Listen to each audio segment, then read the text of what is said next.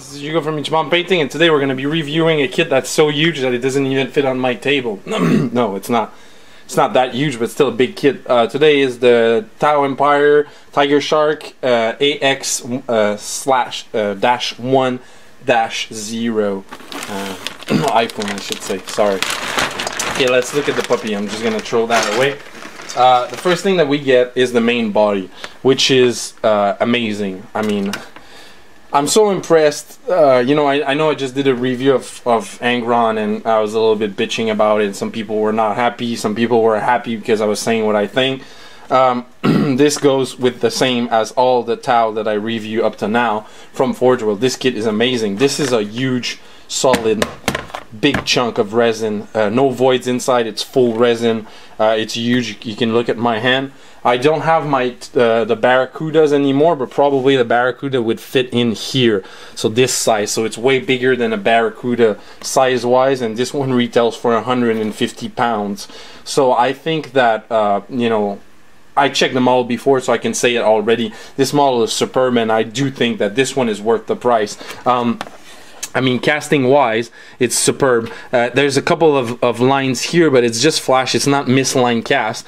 I checked on the body itself. There's no misline cast whatsoever. A little bit of a problem here because it came with a huge chunk of resin here to hold the whole body together, and actually my box was really damaged in shipping, so this broke off before I could even cut it. But with a little bit of sanding and putty, there's not going to be no problem whatsoever here. So this is the most, I'm sorry about that, this is the most important part. It's the main body itself. Huge resin part, beautiful. The detail is nice. No maybe a little thingy here, super easy to sand. Everything that you will have to do work wise on this model for the aesthetics of the body is already almost perfect. We're not going to look at every part of this model because there's a bunch of small parts that, you know, it's not worth watching, but we're just going to look at a couple of extra parts that I have. So I'll just put the body aside here for a moment. If it holds there, I'm just going to show you a couple. Everything's falling down. This kit's too big. Here we have the cockpit. Again, it's the same thing as, hold on a second, here we go. Same thing as the rest. It's beautiful. There's no misline anywhere on the parts, almost like none compared to most of the kits that I'm used from Forge World that do have some misline cast here and there.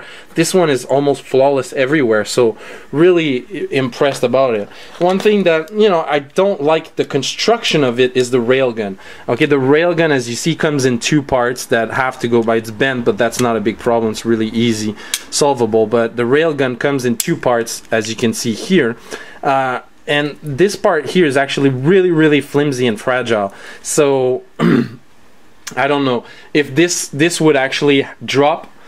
And since the resin is really heavy, if it would drop on the front, I do have a tendency to believe that this might break, since it's so flimsy. It's not hard. My personal opinion, I think that Forge World should have cast this part in one piece, but I do get the point that they wanted to have a void inside here and a void inside there to simulate the rail cannon, so I do understand why they made it in two parts.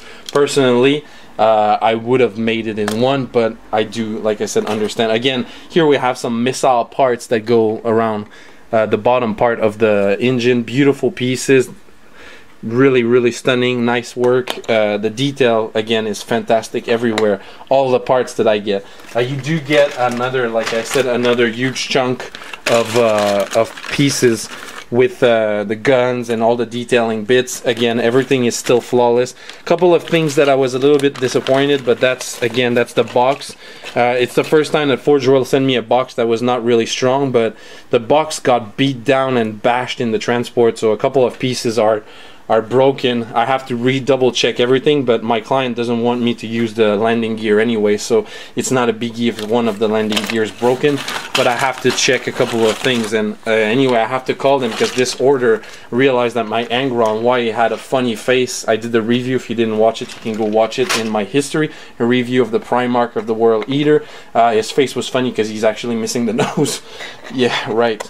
So only big disappointment I have with this kit, everything, like I said, is beautifully made, no problem with that. The only thing that I'm a little bit disappointed is the system. Okay, here the cockpit has some rail system. As you can see here, we have some slot rails, and there's the same thing in the body of the cockpit itself. This cockpit is supposed to slide in here, and unfortunately, oh, I just realized there's one of the kind of thingy here that broke also in transport. My God. The thing that I noticed is that the cockpit, the way it's supposed to slide in there, it's not flush. So this will have to actually have quite a bit of sanding here and there to make the rails fit into that railing system, because this cockpit, the way it's designed, I think it's made to be taken out when the model is built. So I don't think you have to glue it.